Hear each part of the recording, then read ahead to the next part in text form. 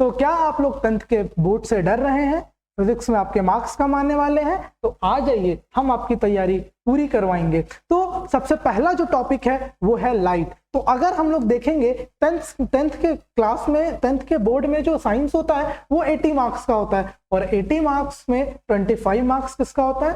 Physics का होता है। और फिजिक्स में 10 मार्क्स किसका होता है? लाइट का होता है। तो अगर हम लोग परसेंटेज वेटेज कैलकुलेट करें फिजिक्स का, तो 10 कितना, 25 का जो 10 होगा वो कितना परसेंट होगा? 40% होगा।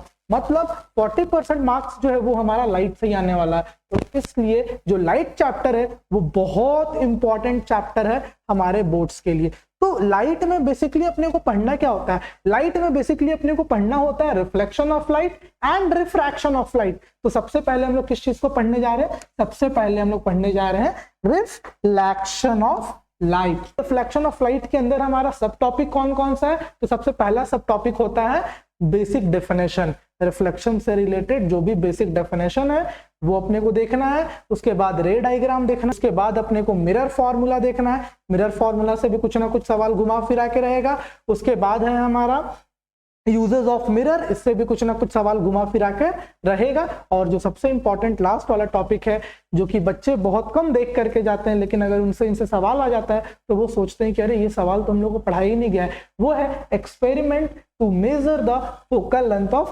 Concave mirror. तो सबसे पहले हम लोग स्टार्ट करने जा रहे हैं कुछ basic definition related to the spherical mirror and the reflection of light. तो सबसे पहला बात आते हैं हम लोग मिरर। तो मिरर अपने को पता होता है कि एक पॉलिड सरफेस होता है जो कि जिस पर के भी लाइट पड़ता है तो वो 95 टू 97% ऑफ लाइट को वो क्या कर देता है?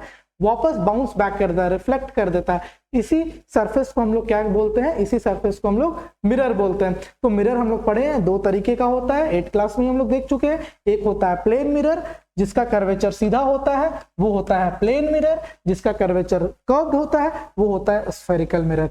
स्फेरिकल मिरर में दो केस, एक जब हम लोग आउटर पोर्शन को पॉलिश कर रहे हैं, और दूसरा केस जिसमें हम लोग इनर पोर्शन को पॉलिश कर रहे हैं। आप लोग अगर ध्यान से देखेंगे तो नाम में ही हमको छुपा हुआ है। नाम क्या है? कॉनकेव। केव का मीन्स क्या? केव का मतलब क्या होता है? गड्ढा। ठीक है, गड्ढा। जो हम लोग क्रिकेट खेलते हैं बोल देते हैं ना, अरे गड्ढा प्लेयर, ठीक है, तो वही गड्ढा। तो देखिए, जब गड्ढा पोर्शन जो है वो अगर रिफ्लेक्टिंग है तो वो क्या है? कॉनकेव है। और अगर जो आउटर पोर्शन पॉलिश है तो वो कॉनकेव है। और अगर वही हमारा जब अंदर वाला पोर्शन जो होगा वो पॉलिश्ड होगा और बाहर वाला सरफेस जो होगा वो रिफ्लेक्टिंग होगा, तो उसको हम लोग क्या बोलेंगे? Convex mirror. मतलब कॉनकेव मिरर एक ऐसा मिरर है जिसका इनर पोर्शन रिफ्लेक्टिंग होता है और आउटर पोर्शन पॉलिश्ड होता है। और कॉन्वेक्स मिरर एक ऐसा मिरर होता है जिसका कि आउटर पोर्शन रिफ्लेक्टिंग होता है और इनर पोर्शन जो होता है वो पॉलिश्ड होता है। सिमिलरली अगर हम लोग आगे बढ़ते हैं तो इसमें क्या क्या बेसिक डेफिनेशन है? तो सबसे पहले डेफिनेशन है अपर्चर का। तो जो लेंथ होता है, length of the mirror up to which it can reflect the light. मतलब कोई लाइट अगर आ रहा है तो यहीं तक आएगा तब तो रिफ्लेक्ट होगा ना। अगर कोई लाइट इसके बाहर जाएगा तो वो रिफ्लेक्ट करेगा? नहीं रिफ्लेक्ट करेगा। मतलब मिरर का वो कर्वेचर का लेंथ, मैक्सिमम लेंथ जहां तक कि वो लाइट को क्या कर सकता है? रिफ्लेक्ट कर सकता है, उसी को हम लोग क्या बोलेंगे? एपर्चर बोलेंगे। ठीक है, उसके बाद हमारा नेक्स्ट डेफिनेशन क्या है? Centre of curvature. तो अपने को पता है कि कोई भी मिरर होता है, स्फेरिकल मिरर होता है, तो वो एक स्फेयर का पार्ट होता है। वो स्फेयर का सेंटर होगा जिसका मिरर वो पार्ट है। The centre of the sphere of which mirror is a part, और spherical mirror is a part, उसको हम लोग क्या बोलेंगे? Centre of curvature. और पोल हमारा क्या होता है? Mid point of the aperture. जो अपर्चर है उसका जो मिड पॉइंट होगा वो हमारा क्या कहलाएगा? पोल कहलाएगा। ठीक है, आगे बढ़ते हैं। अब हम लोग देखते हैं प्रिंसिपल एक्सिस। प्रिंसिपल एक्सिस वो लाइन होता है, स्ट्रेट लाइन होता है, जो कि सेंटर ऑफ कर्वेचर और पोल को क्या करता है? ज्वाइन करता है। इसको हम लोग क्या बोलते हैं? Principal axis. मतलब line joining the centre of curvature and pole is called principal axis. तो अब यहाँ पे जो सबसे इंपॉर्टेंट बात आता है वो आता है प्रिंसिपल फोकस। मतलब हर मिरर का अपना एक प्रिंसिपल फोकस होता है। तो प्रिंसिपल फोकस क्या होता है? तो प्रिंसिपल फोकस एक पॉइंट होता है जो कि कहां पे लाई करता है? जो कि प्रिंसिपल एक्सिस पे लाई करता है। It is an imaginary point which lies on the principal axis. यहाँ पे गलत लिखा हुआ है, ये एफ नहीं होगा, ये सी नहीं होगा, ये क्या होगा? ये एफ होगा। ठीक है, it is an imaginary point which lies on the principal axis. और वो पॉइंट कैसे डिफाइन होता है, वो पॉइंट ये वो पॉइंट होता है जहां पे light ray parallel to the principal axis है, तो उस पॉइंट पे वो क्या करेंगे, कन्वर्ज करेंगे। In case of concave mirror, तो कॉनकेव मिरर के केस में प्रिंसिपल फोकस वो पॉइंट होता है जहां पे कि light ray parallel to the principal axis क्या करते हैं, मीट करते हैं, कन्वर्ज करते हैं वो उसी पॉइंट पे। तो कॉन्वेक्स लेंस में क्या होता है, वो उस पॉइंट से क्या होते हैं, डाइवर्ज होना अपीयर होते हैं, कि हाँ वो उस पॉइंट से क्या हो रहे हैं, डाइवर्ज हो रहे हैं।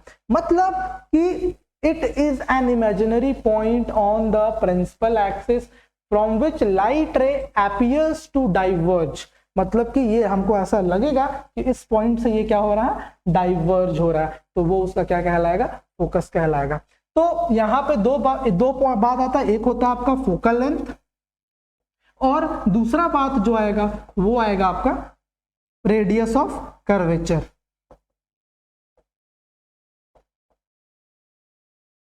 ठीक है, तो फोकल लेंथ क्या होगा, distance between the focus and pole is called focal length. मतलब ये वाला जो लेंथ है ये हमारा फोकल लेंथ होगा, और ये पॉइंट को मान ले रही है हमारा सेंटर ऑफ कर्वेचर है, इस पॉइंट को हम मान ले रहे हैं यहाँ पे हमारा सेंटर ऑफ कर्वेचर है, तो ये वाला जो होगा वो हमारा फोकल लेंथ होगा, और ये वाला जो पॉइंट होगा वो हमारा रेडियस ऑफ कर्वेचर होगा। ये वाला जो पॉइंट होगा वो हमारा क्या होगा, रेडियस ऑफ कर्वेचर होगा। ठीक है, तो अगर हम बात करते हैं न्यूमेरिकली, तो हम लोग ये देखते हैं कि जो फोकल लेंथ होता है, फोकल लेंथ जो होता है वो रेडियस ऑफ कर्वेचर का हाफ होता है। ठीक है, इसका अपने को प्रूफ नहीं पढ़ना है, ठीक है, लेकिन ये अपने को पता होना चाहिए कि जो फोकल लेंथ होता है वो रेडियस ऑफ कर्वेचर का क्या होता है, हाफ होता है।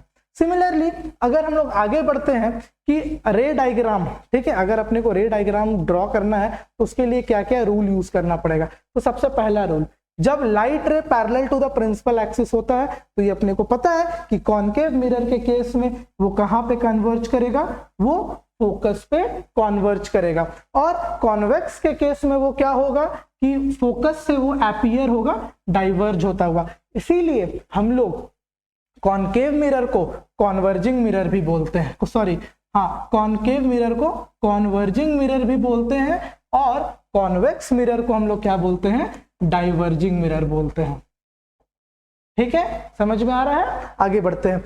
तो जब light ray parallel to the principal axis है तो कॉनकेव के केस में वो फोकस से पास होगा, और कॉन्वेक्स के केस में वो फोकस से डाइवर्ज होता हुआ दिखेगा।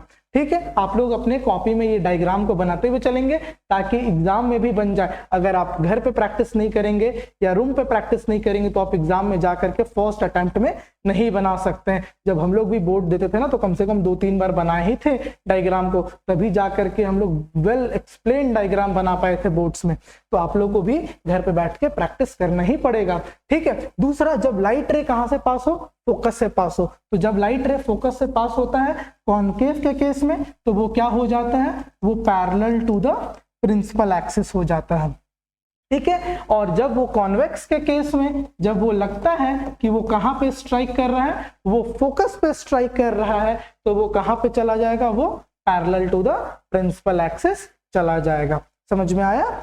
नेक्स्ट रूल क्या है, नेक्स्ट रूल है कि जब लाइट रे पोल पे स्ट्राइक करता है तो याद रखिएगा जो लॉ ऑफ रिफ्लेक्शन होता है जो हमने 7-8 में पढ़ा है वो सारे सरफेस के लिए एप्लीकेबल है, कॉनकेव के लिए भी एप्लीकेबल है, कॉन्वेक्स के लिए भी एप्लीकेबल है, और प्लेन सरफेस के लिए भी एप्लीकेबल है। तो अगर पोल पे कोई लाइट रे स्ट्राइक करता है तो जितना angle of incidence principal axis से बनना होता है उतना ही एंगल वो प्रिंसिपल एक्सिस से बनाता हुआ, एंगल ऑफ रिफ्लेक्शन बनाता हुआ वो निकल जाता है। समझ में आ रहा है आप लोग को। यही केस हमारा कॉन्वेक्स के साथ भी होता है। नेक्स्ट देखते हैं, जब लाइट रे सेंटर ऑफ कर्वेचर से पास होता है, ठीक है, तो आपको पता होगा, आप लोग सर्कल में पढ़े होंगे कि जब हम कोई भी ऐसा सर्कल बनाते हैं और जब हम वो टेंजेंट ड्रॉ करते हैं, रेडियस और टेंजेंट हमेशा क्या होता है, 90 डिग्री होता है। ये हम लोग सर्कल के चैप्टर में पढ़े हैं कि नहीं पढ़े हैं, मैथ्स में याद कीजिएगा। तो उसी तरीके से जब हम सेंटर ऑफ कर्वेचर से, जब हम कोई भी लाइन सेंटर ऑफ कर्वेचर से वो ये क्या बोलते हैं, मिरर पे ड्रॉ करते हैं तो ये लाइन हमेशा यहाँ पे 90 डिग्री फॉर्म करता है। इसीलिए ये जो सेंटर ऑफ कर्वेचर से लाइन ड्रॉ होता है ये क्या होता है, नॉर्मल रे की तरह काम करता है। और अपने को पता है कि जब भी लाइट रे नॉर्मल गिरता है किसी सरफेस पे तो वो अनडेविएटेड होता है, वो रिफ्लेक्शन के केस में भी अनडेविएटेड रहेगा और रिफ्रैक्शन के केस में भी अनडेविएटेड रहेगा। तो इसीलिए जब लाइट रे सेंटर ऑफ कर्वेचर से पास होता है तब वो क्या होता है, वो अनडेविएटेड होता है, मतलब जिस पाथ पे आया है वो उसी पाथ पे वापस चला जाएगा। ठीक है, नेक्स्ट देखते हैं क्या है। हाँ, अब आते हैं हम लोग मेन की location and location of object and location of image in the concave mirror. हम लोग को ये इससे कुछ ना कुछ सवाल जो होता है बोर्ड्स में पक्का बनता है। तो कैसे हम लोग इसको याद रखें, बहुत सारे बच्चे बोलते हैं सर मैं याद करता हूँ भूल जाता हूँ। तो इसको याद करने के लिए मैं आप लोगों के लिए एक निंजा टेक्निक लेकर के आया हूँ। कैसे, सबसे पहले हमारे पास एक कॉनकेव मिरर है, ठीक है। तो कॉनकेव मिरर को हमने टोटल 6 लोकेशन में बांट दिया। पहला under focus, at focus, between centre of curvature and focus, at C, beyond C and infinity. तो यहाँ पे हमने 6 डिफरेंट लोकेशन में बांटा है और मैंने यहाँ से क्या नंबरिंग स्टार्ट किया, 0 1 2 3 4 5 और आप लोग भी ऐसे करके नंबरिंग को कर लेंगे। और अपने को किससे मिलाना है, 5 एक हाईएस्ट ऑड नंबर है तो उसको एक हम लोग स्मॉलेस्ट ऑड नंबर से मिलाएंगे। मतलब 5 को 1 से, 0 को हटाना है, 0 को अपने को एक्सक्लूड कर देना है, 5 को 1 से मिलाना है, 4 को 2 से मिलाना है, 3 तो 3 से ही मिलेगा, फिर 2 4 से मिलेगा और 1 5 से मिलेगा। और ऐसे एक रफ डायग्राम बना करके आप एग्जाम में इजीली इस चीज, अगर आपको याद नहीं है तो आप इस चीज को यूज करके सवाल को सॉल्व कर सकते हैं। तो ध्यान से देखिए, 5 किससे मिला, 1 से मिला, 4 किससे मिला, 2 से मिला, 3 से मिला, 2 4 से मिला, 1 5 से मिला। 5 क्या है हमारा, इन्फिनिटी है, 1 हमारा क्या है, फोकस है। मतलब कि जब ऑब्जेक्ट इन्फिनिटी पे होगा तो इमेज हमारा कहां बनेगा, फोकस पे बनेगा। 4 क्या है, बियॉन्ड सी, 4 हमारा क्या है, बियॉन्ड सी। तो जब हमारा बियॉन्ड सी ऑब्जेक्ट होगा तो 2 क्या है, between C and F, between C and F. ठीक है, उसी तरीके से थर्ड केस क्या है, एट सी। तो एट सी है तो 3 से मैच किया है तो एट सी ही रहेगा। उसी तरह से अगर 2 की बात करें, between C and F, between C and F. तो जब बिटवीन सी एंड एफ रहेगा तो 4 हमारा क्या होगा, ये होगा बियॉन्ड सी। ठीक है, 1 हमारा हो, 1 मतलब एट फोकस हो, तो जब ये लाइट फोकस पे होगा, ऑब्जेक्ट फोकस पे होगा तो इमेज कहां पे बनेगा, इमेज जो बनेगा वो इन्फिनिटी पे बनेगा। आप लोगों को समझ में आया होगा ये और बहुत अच्छे से याद भी हो गया होगा। तो ये जो है ऑब्जेक्ट का लोकेशन और इमेज का लोकेशन याद करने का ये निंजा टेक्निक है। ठीक है, आते हैं हम लोग नेक्स्ट कि क्या क्या अलग अलग केस है। पहला केस हमने देखा था 5 वाला, when object is at infinity. तो जब ऑब्जेक्ट इन्फिनिटी पे होता है तो 2 तरह का इमेज पॉसिबल होता है। एक हमारा पॉइंट साइज और इमेज, ये जो इमेज है वो हमारा पॉइंट साइज इमेज है, और ये जो इमेज है वो हमारा ऐसा इमेज है जिसका कि कुछ हाइट है, मतलब उस ऑब्जेक्ट का कुछ हाइट बना है इमेज में। तो इसको हम लोग बोलते हैं एक्सटेंडेड इमेज। ठीक है, एक्सटेंडेड इमेज मतलब कि उसका कुछ हाइट है, और ये क्या है, point size image, point size image. ठीक है, तो ये हमारा पॉइंट साइज इमेज है और ये हमारा एक्सटेंडेड इमेज है। आपको दिख रहा होगा कि लाइट रे जो वो parallel to the principal axis आया और वो फोकस पे मीट किया। यहाँ पे आपको दिख रहा होगा कि मैंने एक लाइट रे लिया जो कि सरफेस पे कहीं पे इंटरसेक्ट किया है, तो मैंने यहाँ से एक नॉर्मल ड्रॉ कर लिया। मैंने आप लोग को बताया है कि जो सेंटर ऑफ कर्वेचर से लाइन होता है वो क्या होता है, नॉर्मल होता है। तो मैंने यहाँ पे नॉर्मल ड्रॉ कर लिया, वहां से फिर ऐसे रिफ्लेक्ट कराया, एक को पोल से रिफ्लेक्ट इंसिडेंस कराया, फिर पोल से वो स्ट्राइक करके रिफ्लेक्ट किया और ये यहाँ पे इंटरसेक्ट किया, तो ये जो हुआ वो हमारा इमेज फॉर्म हुआ, एक्सटेंडेड इमेज। ठीक है, तो ये आपको समझ में आया होगा।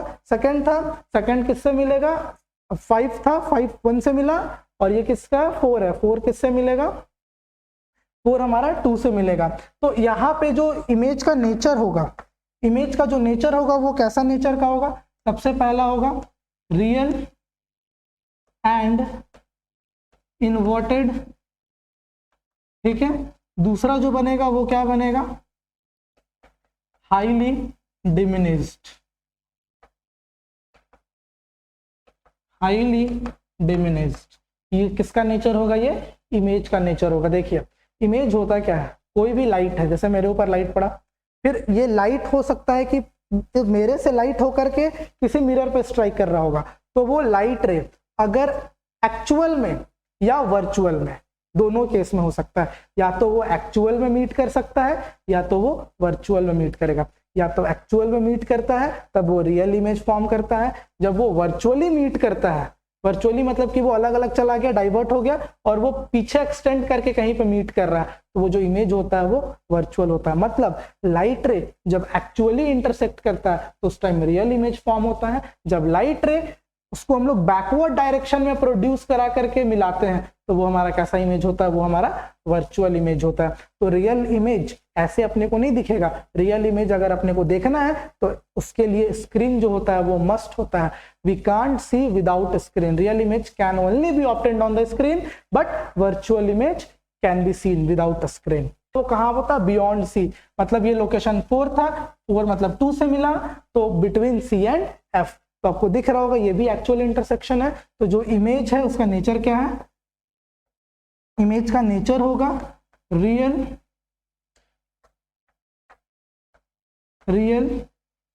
And inverted. Real image is always inverted, ठीक है। और इसका साइज क्या होगा, छोटा होगा। तो हम लोग कर देते हैं डिमिनिश्ड इन साइज या स्मॉलर इन साइज कर देते हैं, स्मॉलर इन साइज, ठीक है। और इमेज का लोकेशन कहाँ है, बिटवीन सी एंड एफ, ठीक है। समझ में आया आप लोग को, आप लोग भी ये रे डायग्राम को क्या होगा, ड्रॉ करेंगे, ठीक है। अब ये देखिए एट सी, तो जब ये एट सी है तो ये इमेज जो है वो एट सी पे ही रहेगा, ठीक है। और जो इसका नेचर होगा वो क्या होगा, रियल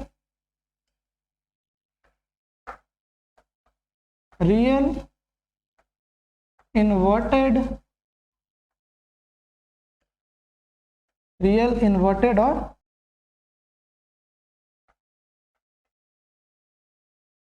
सेम साइज का होगा, ठीक है। आते हैं हम लोग नेक्स्ट वाला देखते हैं क्या है। नेक्स्ट है कि जब हमारा जो ऑब्जेक्ट हो वो कहाँ पे हो, बिटवीन सी एंड एफ के बीच में हो। तो ये हमारा सेकंड लोकेशन था, तो ये कहाँ पे चला जाएगा, 4th पे हो जाएगा। ये भी जो इमेज होगा कहाँ पे होगा, बियॉन्ड सी, ठीक है, बियॉन्ड सी पे होगा। और जो नेचर होगा वो क्या होगा, रियल इन्वर्टेड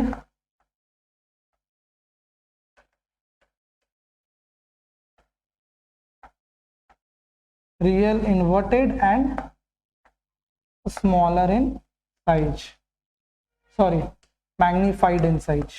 अभी तक क्या, मैग्नीफाइड इन साइज, ठीक है, क्या होगा, मैग्नीफाइड इन साइज होगा।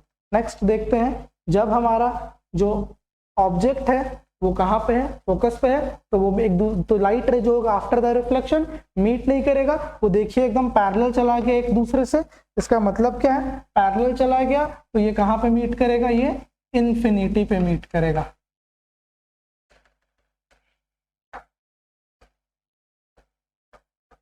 इन्फिनिटी पे मीट करेगा, ठीक है। और जो इमेज होगा वो क्या होगा, ये भी रियल होगा,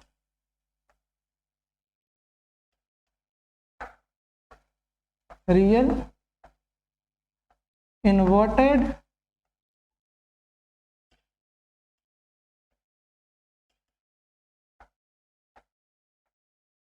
इन्वर्टेड और हाईली मैग्नीफाइड,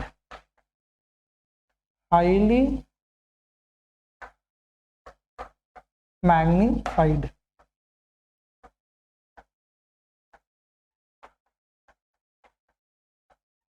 समझ में आ रहा है। जो इमेज होगा वो क्या होगा, हाईली मैग्नीफाइड होगा। नेक्स्ट केस देखते हैं, जब हम एक लौता केस है, याद रखिएगा, एक लौता केस है जिसमें कि जो इमेज है वो कैसा फॉर्म हो रहा है, वर्चुअल फॉर्म हो रहा है। मतलब देखिए कॉनकेव मिरर को हम यहाँ रखें, मेरा इमेज नहीं बनेगा, यहाँ रखें नहीं बनेगा, यहाँ रखें नहीं बनेगा, लेकिन हम जैसे ही अपने पास ले जाएंगे तो जो मेरा सर है वो एकदम बड़ा बड़ा दिखेगा। क्यों? क्योंकि उसका जो रियल इमेज, कभी भी अगर हम लोग फोकस या फोकस से इधर रखते हैं तो कॉनकेव के मिरर के केस में वो हमेशा रियल इमेज फॉर्म होता है, लेकिन जैसे ही ऑब्जेक्ट फोकस के अंदर आ जाता है तो जो इमेज फॉर्म होता है वो कैसा फॉर्म होता है, वर्चुअल एंड इरेक्ट। ठीक है, तो इमेज जो फॉर्म होगा वो वर्चुअल एंड इरेक्ट फॉर्म होगा। ठीक है, बिहाइंड द मिरर होगा, बिहाइंड द मिरर। उसके बाद वर्चुअल, बहुत इंपॉर्टेंट है क्योंकि एक लौता ऐसा केस है जहां पे जो इमेज है वो क्या फॉर्म हो रहा है, वर्चुअल इरेक्ट एंड हाईली, सिर्फ मैग्नीफाइड लिख देते हैं, हाईली मैग्नीफाइड नहीं, मैग्नीफाइड लिख देते हैं। ठीक है, तो ये जो था 6 केस, तो 6 केस को हम लोग याद करने का तरीका देखें कि हम एक निंजा टेक्निक देखें। हम लोग क्या निंजा टेक्निक देखें कि एक मिरर है, कॉनकेव मिरर है, कॉनकेव मिरर को हमने टोटल 6 लोकेशन में डिस्ट्रीब्यूट कर दिया।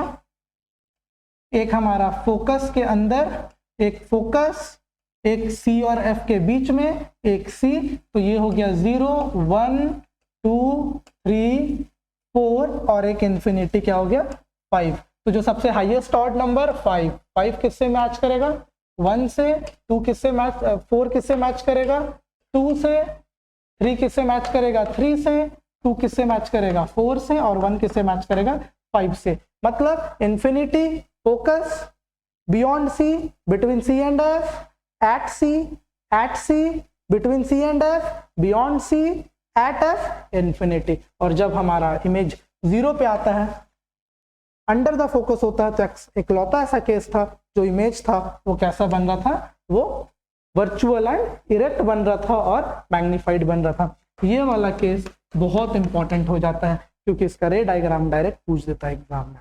ठीक है, हम लोग देखेंगे आगे भी। तो आगे हम लोग देखते हैं क्या है, image form by the convex mirror. तो इसमें हम लोग को 2 ही केस पढ़ना है। कौन सा केस, एक जब ऑब्जेक्ट हमारा इंफिनिटी पे हो, और दूसरा कौन सा केस, जब हमारा object in front of the mirror हो। तो यहाँ पे भी हमने देखा 2 केस है, एक केस जब ऑब्जेक्ट का कुछ हाइट हो, ठीक है, और एक जब, सॉरी, इमेज का कुछ हाइट हो, और एक केस जो इमेज है वो कैसा है, पॉइंट साइज है। तो जब लाइट रे इंफिनिटी से आता है, मतलब parallel to the principal axis आ रहा होता है, तो लाइट किस पॉइंट से डाइवर्ज होता हुआ दिखता है, फोकस से। देखिए ये लाइट ऐसे डाइवर्ज हो गया ना, लेकिन अब इस लाइट को अगर अपने को मीट कराना तो क्या करना पड़ेगा, पीछे एक्सटेंड करना पड़ेगा। मैंने बताया था ना कि लाइट रे या तो एक्चुअल में इंटरसेक्ट करे या तो पीछे एक्सटेंड करा के जब हम मीट कराते तब इमेज फॉर्म होता है। तो जब हम इसको पीछे करा के एक्सटेंड करके मीट कराते हैं तो ये जो है, यही तो है हमारा इमेज। ठीक है, और ये वर्चुअल इमेज इस तरीके से। देखिए ये लाइट ऐसे पार हुआ, और ये वाला लाइट कैसा पास, ये वाला लाइट भी कैसे पास होगा, ये वाला लाइट ऐसे पास होगा। ठीक है, ये लाइट ऐसे पास हो गया। देखिए ये इंफिनिटी पे चला गया, मतलब इंफिनिटी पे चला गया, इंफिनिटी पे आ गया, मतलब कि ये ऐसा ऐसा कुछ होगा, ऐसा। ठीक है, देखिए ऐसा कुछ होगा, ये ऐसा थोड़ा सा डाइवर्ज होता हुआ दिखेगा। इधर से ये डाइवर्ज हो रहा है, मतलब ये आगे मीट नहीं करेगा। तो इसको अगर अपने को मीट कराना है तो क्या करना पड़ेगा, पीछे एक्सटेंड कराना पड़ेगा। ठीक है, सॉरी, ये देखिए, हाँ, तो ये जो केस है ये भी हमारा एक्सटेंडेड ऑब्जेक्ट का केस है। तो यहाँ पे अगर आप ध्यान से देखिएगा तो ये जो लाइट रे है ये सेंटर ऑफ कर्वेचर पे है ना, तो सेंटर ऑफ कर्वेचर पे मैंने बताया था वो नॉर्मल रे की तरह काम करता है। तो जो लाइट रे आया है, जिस डायरेक्शन में आया है वो उसी डायरेक्शन में क्या हो जाएगा, रिफ्लेक्ट करके पीछे चला जाएगा। ठीक है, समझ में आ रहा है। अब आते हैं नेक्स्ट केस पे। अब हम लोग देखते हैं मिरर फार्मूला। मिरर फार्मूला का अपने को डिराइवेशन नहीं पढ़ना है, बस जानना है कि मिरर फार्मूला क्या होता है। तो मिरर फार्मूला होता है reciprocal of object image distance plus reciprocal of object distance is equal to the reciprocal of focal length. इस बात का हमेशा ध्यान रखना, तीनों सेम यूनिट होना चाहिए। अगर ये सेंटीमीटर है तो ये भी सेंटीमीटर होगा, ये भी क्या होगा, सेंटीमीटर होगा। अगर ये मीटर है तो ये भी क्या होगा, मीटर होगा, और ये भी क्या होगा, मीटर होगा। समझ में आ रहा है। तो तीनों का यूनिट सेम अपने को रखना, 1/v is equal to 1/u is equal to 1/f। अब हम लोग यहाँ पे देखते हैं साइन कन्वेंशन। साइन कन्वेंशन होता है क्या है कि न्यूमेरिकल सॉल्व करते वक्त अपने को ध्यान रखना होता है किस चीज का, साइन कन्वेंशन का। तो कन्वेंशनली हम लोग हमेशा ऑब्जेक्ट को किधर मानते हैं, ऑब्जेक्ट को हमेशा इधर रखते हैं। कॉन्केव मिरर हो या कॉन्वेक्स मिरर हो, हम लोग कन्वेंशनली पेपर में हमेशा लेफ्ट हैंड साइड में ही रखते हैं ताकि हम लोग के लिए सहूलियत हो जाए। तो लेफ्ट हैंड साइड में रखे हैं तो ये जो इमेज डिस्टेंस और ऑब्जेक्ट डिस्टेंस है ये किधर मेजर हो रहा है, ये प्रिंसिपल एक्सिस पे मेजर हो रहा है। तो पोल को हम लोग अगर ओरिजिन मान ले, इधर का जो डिस्टेंस होगा वो नेगेटिव होगा और इधर का जो डिस्टेंस होगा वो पॉजिटिव होगा। मतलब u जो होता है वो हमेशा क्या होता है, नेगेटिव होता है। समझ में आया। अगर हम लोग वर्चुअल इमेज और रियल इमेज की बात करेंगे तो देखिए वर्चुअल इमेज ऐसा होता है, रियल इमेज ऐसा होता है और वर्चुअल इमेज ऐसा होता है। मतलब ये वाला जो डिस्टेंस होगा पॉजिटिव होगा और ये वाला जो डिस्टेंस होगा नेगेटिव होगा। मतलब v जो है रियल इमेज के केस में क्या होगा, v जो होगा वो नेगेटिव होगा और वर्चुअल इमेज के केस में जो v होगा वो क्या होगा, पॉजिटिव होगा। आई होप आप लोग को समझ में आ रहा होगा। अब हम बात करते हैं फोकल लेंथ की। तो आपको पता है कि कॉन्केव मिरर का फोकल लेंथ इधर होता है और कॉन्वेक्स मिरर का फोकल लेंथ उधर होता है। तो जो f होता है वो कॉन्केव का नेगेटिव होता है और कॉन्वेक्स का क्या होता है, पॉजिटिव होता है। इस बात का आपको ध्यान रखना है। अब हम लोग बात करते हैं हाइट ऑफ इमेज और हाइट ऑफ ऑब्जेक्ट। तो जो HO होता है, हाइट ऑफ ऑब्जेक्ट, ये देखिए हमेशा ऐसा है कि ये वाला जो एक्सिस पे हम लोग पॉजिटिव वाई एक्सिस पे जो डिस्टेंस लेते हैं वो पॉजिटिव ही लेते हैं, तो ये वाला जो होगा वो हमेशा पॉजिटिव होगा। अगर हम लोग HI की बात करें तो हाइट ऑफ इमेज में भी दो केस, एक है आपका रियल इमेज का केस और एक है आपका वर्चुअल इमेज का केस। तो रियल इमेज के केस में अगर हम लोग देखेंगे तो ऐसा है, तो ये निगेटिव है, तो रियल इमेज के केस में जो HI होगा वो नेगेटिव होगा और वर्चुअल केस इमेज के केस में जो HI होगा वो पॉजिटिव होगा। आई होप आप लोग को समझ में आया होगा। ठीक है, नेक्स्ट चलते हैं। क्या है हमारा नेक्स्ट है मैग्निफिकेशन। लीनियर मैग्निफिकेशन होता क्या है, linear magnification defined as the ratio of the height of the image to the height of the object. मतलब ऑब्जेक्ट के रिस्पेक्ट में इमेज का साइज क्या है, बड़ा है तो मैग्निफिकेशन 1 से बड़ा होगा। अगर इमेज का हाइट ऑब्जेक्ट से छोटा है तो मैग्निफिकेशन का इमेज 1 से छोटा होगा और अगर दोनों बराबर है तो मैग्निफिकेशन 1 होगा। मतलब किसी भी मिरर का अगर मैग्निफिकेशन किसी केस में 1 है, मतलब एग्जैक्टली जो हाइट ऑफ द इमेज है वो किसके बराबर है, हाइट ऑफ द ऑब्जेक्ट के बराबर है। तो कॉन्वेक्स के केस में तो नहीं, लेकिन कॉन्केव के केस में हमारा एक केस था जहां पे जो मैग्निफिकेशन था वो क्या था, 1 था। वो कौन सा केस था, वो केस था when object is at C। तो जब ऑब्जेक्ट C पे होता है तो height of the image is equal to the height object होता है, इसीलिए उस टाइम जो मैग्निफिकेशन होता है वो क्या होता है, वो 1 होता है। उसी तरीके से अगर हम लोग देखेंगे मैग्निफिकेशन का साइन, तो ये बात अपने को ध्यान में रखना है कि जो मैग्निफिकेशन का साइन होता है वो अपने को ये नहीं बताता है कि ऑब्जेक्ट का साइज कितना बड़ा या कितना छोटा, वो सिर्फ उसका वैल्यू बताता है।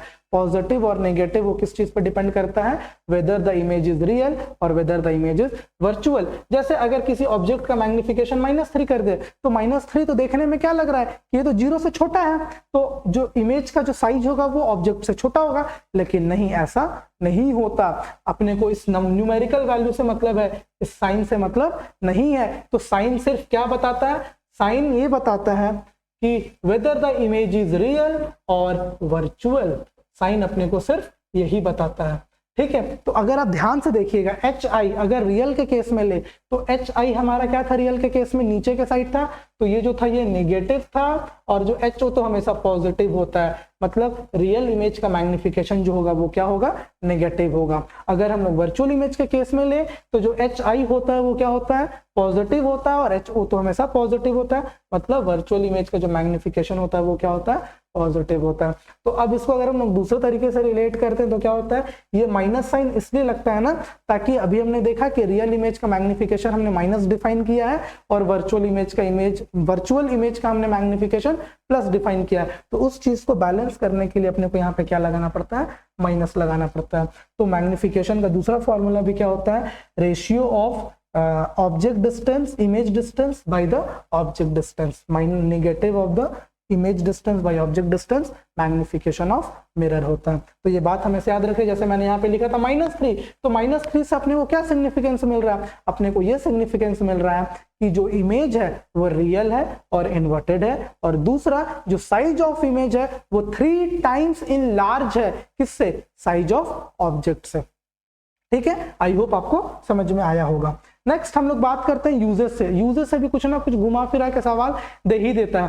तो यूजेस का अगर हम बात करते हैं तो सबसे पहला होता है प्लेन मिरर। तो हमारा तो प्लेन मिरर का आपको यूज पता ही है कि हम लोग अपने आप को शक्ल में देखने के लिए यूज करते हैं, used as a looking glass. दूसरा यूज्ड इन पेरिस्कोप। पेरिस्कोप क्या होता है? सबमरीन वगैरह में होता है। सबमरीन अंडर वाटर होता है, उनको वाटर के ऊपर देखना होता है कि सामने से क्या आ रहा है, क्योंकि वो चारों तरफ से पैक होता है, तो वो ऊपर से क्या करते हैं? सबमरीन करते हैं। हम लोग बचपन में जब कार्टून देखते थे तो उसमें हमारा एक ये होता था, क्या बोलते हैं, हमारे टाइम पे एक कार्टून था जिसका नाम था कितरेट्सु। तो कितरेट्सु एक एक्सपेरिमेंट करता था और वो बहुत सारा इक्विपमेंट बनाता था। उसी में मैंने पहली बार पेरिस्कोप देखा था कि पेरिस्कोप वो लोग सबमरीन में गया हुआ है और ऊपर से वो लोग देख रहा है। तो पेरिस्कोप होता है वही। वहां पे भी हम लोग क्या किस चीज का यूज करते हैं? प्लेन मिरर का यूज करते हैं। फिर used in solar cooker. Solar cooker में भी यूज किया जाता है। Use to make kaleidoscope. देखिए कैलिडियोस्कोप हालांकि अपने को 7-8 में ही पढ़ना था, लेकिन अपने को याद रखना है। एक बार हमारे टाइम पे क्या हुआ था, जब हम 10th का पेपर दे रहे थे तो मैथ्स के पेपर में कुछ ऐसा सवाल था जो 9th का आ गया था और लोग बोल रहे थे ये सिलेबस के बाहर का चीज है। तो बोर्ड अनएक्सपेक्टेड होता है कभी कभी, जब उसको पेपर टफ करना होता है तो ऊपर क्लास का तो नहीं, नीचे क्लास का कुछ ऐसा सवाल, ट्रिकी सवाल दे देता है जो लोगों के दिमाग से उतर गया होता है। तो कैलिडियोस्कोप में भी हम लोग किस चीज को यूज करते हैं? प्लेन मिरर को यूज करते हैं। इस बात को अपने को याद रखना है।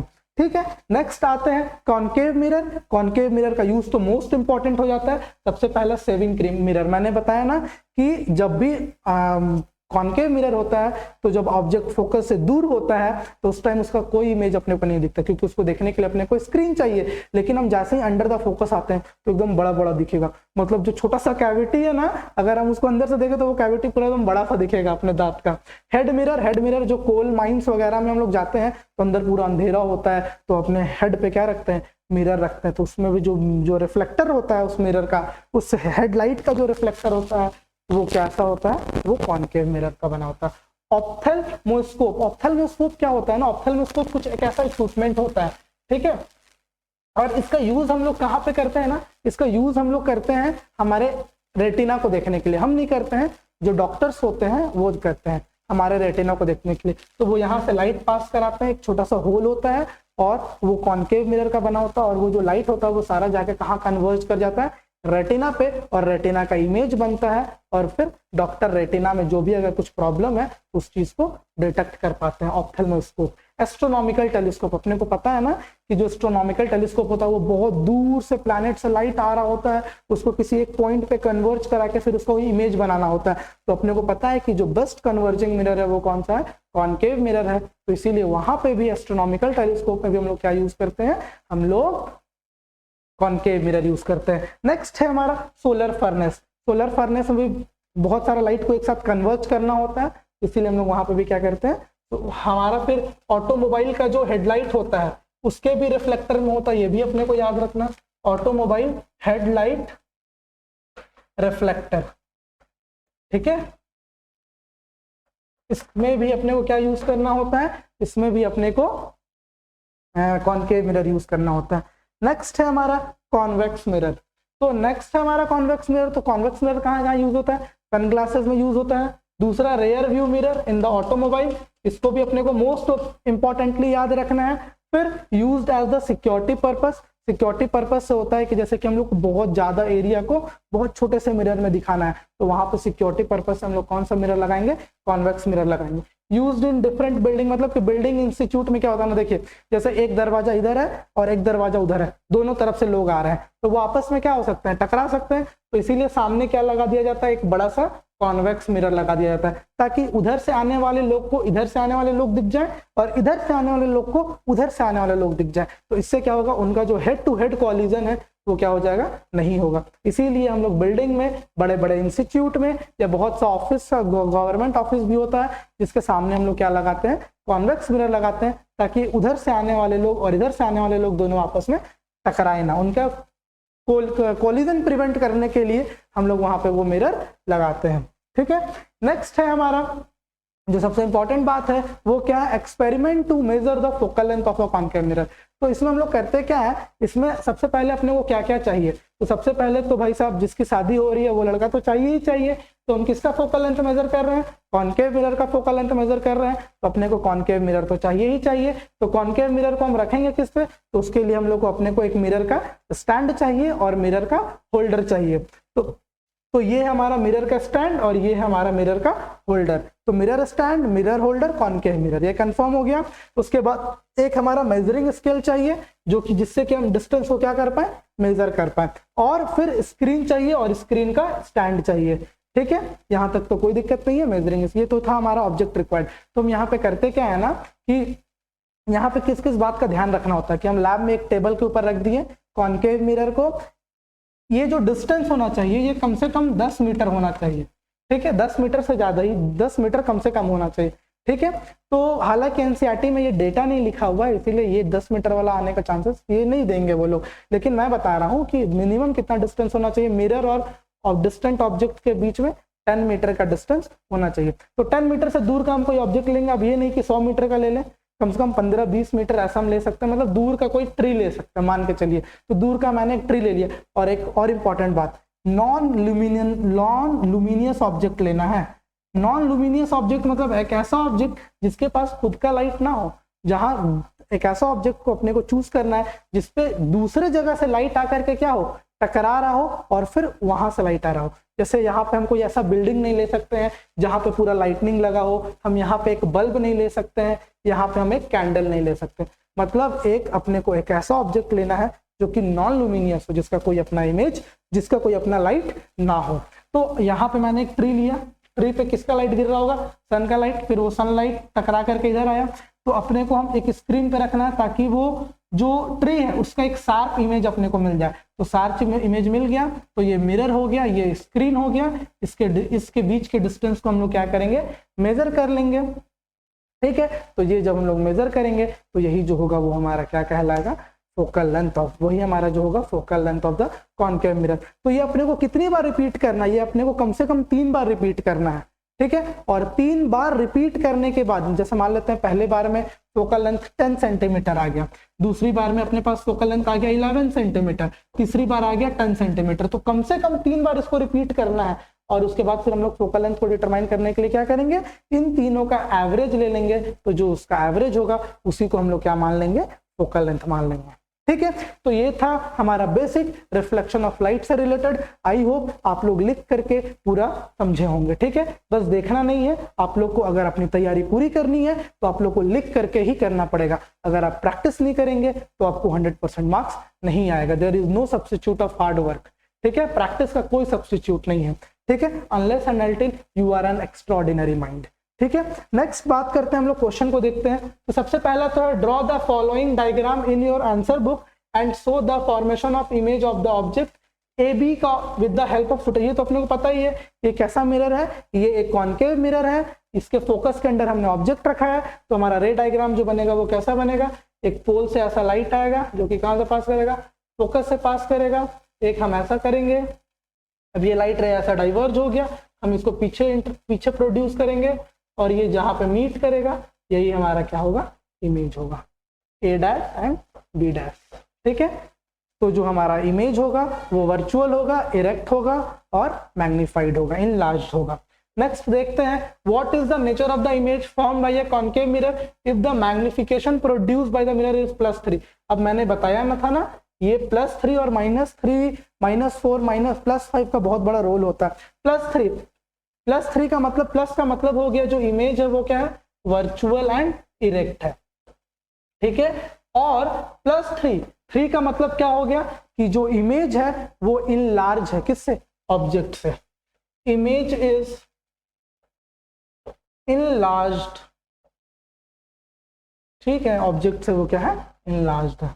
नेक्स्ट सवाल देखते हैं, to find the focal length of a concave mirror Sita should choose which of the following. क्या क्या चाहिए, mirror holder and screen holder. तो मिरर भी तो चाहिए, स्क्रीन होल्डर एंड स्केल नहीं, ये भी नहीं, मिरर तो इसमें ही नहीं है, अब mirror holder, a screen holder and a scale. तो मिरर तो इसमें है ही नहीं भाई, जिसकी शादी है वो तो है ही नहीं, जिसका मेजर करना है वो तो चाहिए ना अपने को। तो screen, mirror, holder and scale, holder for them, सही बात है, अपने को दोनों के लिए होल्डर चाहिए, तो इसका जो ऑप्शन होगा वो क्या होगा, डी होगा। देखिए डायरेक्ट सवाल आ गया ऐसा, ठीक है। नेक्स्ट जो है वो क्या है, to determine the length of a concave mirror a student obtain the image of a well light distant object on a screen. To determine the focal length of the object he needs to measure the distance between किसके किसके बीच का distance चाहिए, screen का और mirror का, ठीक है, screen और मिरर के बीच का अपने को डिस्टेंस चाहिए। नेक्स्ट क्या है, draw a ray diagram to show the path of a reflected ray corresponding to an incident ray of light parallel to the principal axis of a convex mirror and show the angle of incidence and angle of reflection. तो अपने को एक convex mirror लेना है, convex mirror मतलब जिसका अंदर का साइड रिफ्लेक्टिंग ना हो, पॉलिश्ड हो, बाहर का साइड रिफ्लेक्टिंग हो। तो ये हमारा पोल हो गया, इसको हम फोकस मान ले रहे हैं, और इसके डबल लेंथ को हम लोग क्या मान लेंगे, centre of curvature. To an incident ray of light parallel to the principal axis, तो कोई एक लाइट रे है parallel to the principal axis लेना। तो अब हम यहाँ से जो नॉर्मल बनाएंगे वो कहाँ से बनाएंगे, वो हम सेंटर ऑफ कर्वेचर से बनाएंगे, और लाइट रे जितना एंगल बना है उतना एंगल बनाते हुए ये पार हो जाएगा। तो ये जो हो जाएगा ये हो जाएगा आपका एंगल ऑफ इंसिडेंस, और ये जो हो जाएगा ये हो जाएगा आपका एंगल ऑफ रिफ्लेक्शन। यही डायग्राम अपने को क्या था, बनाने के लिए बोल रहा था कि जहां पे अपने को एंगल ऑफ इंसिडेंस भी दिखाना है, एंगल ऑफ रिफ्लेक्शन भी दिखाना है। तो मतलब आपसे ये चेक कर रहा था कि क्या आपको पता है कि जो नॉर्मल रे होता है वो कहाँ से पास करता है, सेंटर ऑफ कर्वेचर से पास करता है। तो यहाँ पे यही चीज चेक कर रहा था सवाल, ठीक है। नेक्स्ट देखते हैं क्या है, नेक्स्ट है कि student obtained a sharp image of a distant window, कोई दूर एक विंडो है उसका इमेज उसने यहाँ पे ऑब्टेन्ड किया स्क्रीन पे।